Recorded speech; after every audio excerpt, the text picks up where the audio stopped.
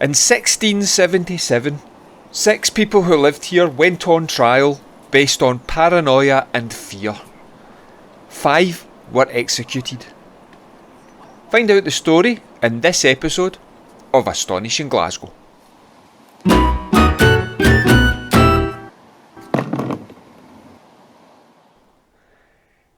This is Pollok House in Pollok Park on the south side of Glasgow, and the events covered in this episode took place near here in 1676.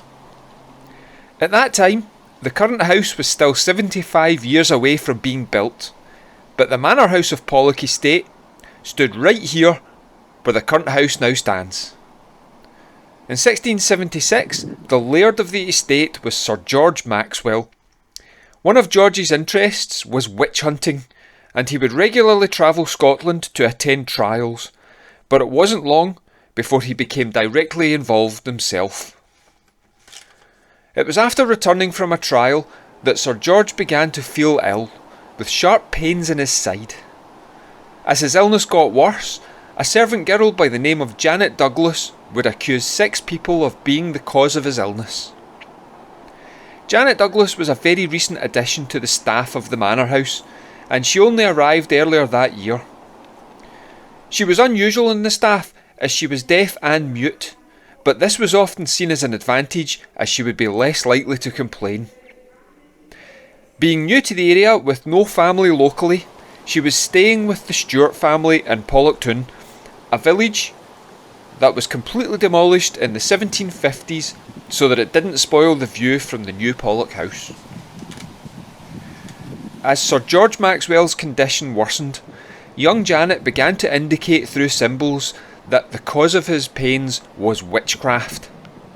Astonishingly, she would point her finger at Janet Stewart, who she was staying with, and croak in a newly found voice that "you shall find the dark relic in the house of this witch." As hysteria grew, a group of men searched Janet's house, and sure enough, behind a picture in the fireplace, they found a wax figurine with pins in its shoulders and its side. Janet Stewart said that she had never seen the figure, but was duly arrested, followed by her son and 14-year-old daughter. Janet was accused of using witchcraft against Sir George Maxwell after he had told off her son.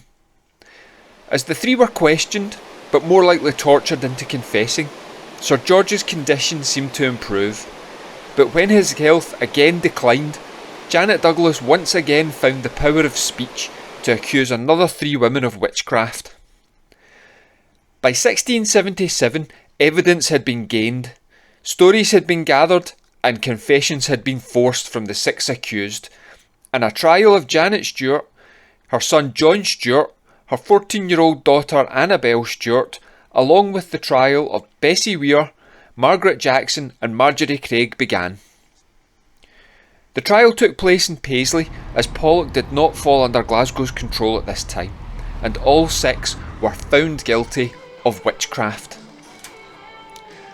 14-year-old Annabel was spared the death sentence, but the other 5 were brought right here to Gallows Green in Paisley, where they were strangled until they were dead, and their remains were burned. Annabel would likely have been forced to watch on as the killing of her family took place, and then she would be expected to thank those involved. She was sent to a convent for spiritual healing, though records show that later in life she would once again be accused of witchcraft. The killing of the 5 would do nothing to save Sir George Maxwell. He would die in 1677, and his estate would be passed to his only son John. As for Janet Douglas, it is believed that she moved to Edinburgh, where she once again made accusations of witchcraft, but rather than being believed this time, she would be banished from Scotland. There is a myth that she found her way to Salem, Massachusetts for the witch trials of 1692, but this part is pure myth. It is extremely unlikely that she would have found passage on a boat to the colonies given her past. Often unfairly called the Pollok witches, the 4 women, 1 boy and 1 girl were the victims of rumour, hysteria, paranoia and more directly of Janet Douglas.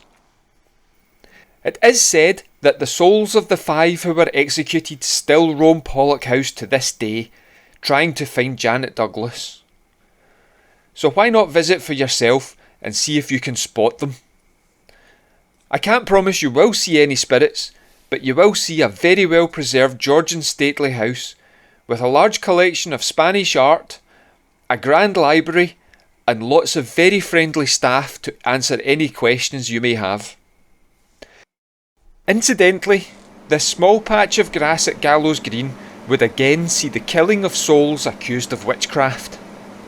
On the 10th of June 1697, 7 local people were strangled here, and after their bodies were burned, the remains were buried nearby, right in the middle of what is now Maxwellerton Cross. So strong was the paranoia of witchcraft, a horseshoe was placed on the grave to stop them from returning. More than 300 years on, a horseshoe still marks the spot, though good luck getting a closer view as it's a very busy junction.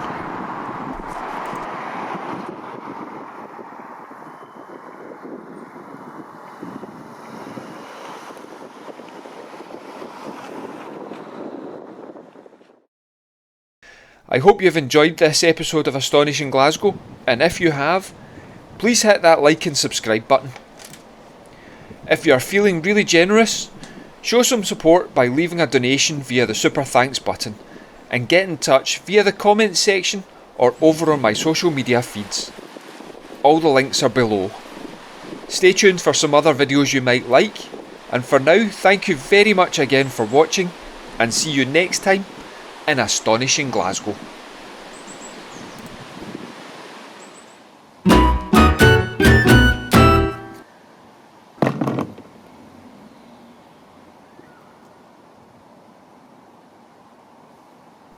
Right, I'm away for a pokey hat and a can of iron broom.